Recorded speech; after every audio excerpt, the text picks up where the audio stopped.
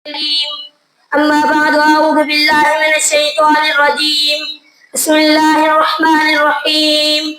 मुख्तसर हम्द व सना पे मुजाहिद दाल साथियों, नबी सल्लल्लाहु अलैहि वसल्लम ने फरमाया था अतहुर शत्रुल ईमान, पाका ईमान जो हदीस है वही वजह है जो हर नेकी की कबूलियत लाए।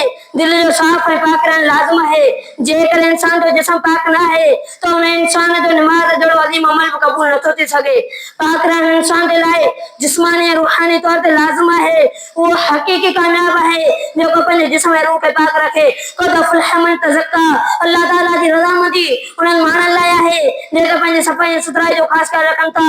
अल्लाह ताला अहले कुबावारन की सूरत तौबा के अंदर फजीलत बयान किया है, उन्हें सा रज़ामंदी मोहब्बत इज़हार किया है।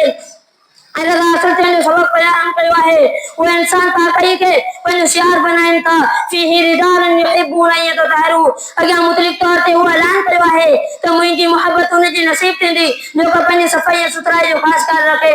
वल्लाहु युहिब्बुल मुतहहिरीन। तो दोस्तों अल्लाह रब्बिल आलमीन का दुआ था सा के वक्त सफाई सुथराई जो खास कर रखन की तौफीक दे व मा तौफीक इल्ला बिल्लाह।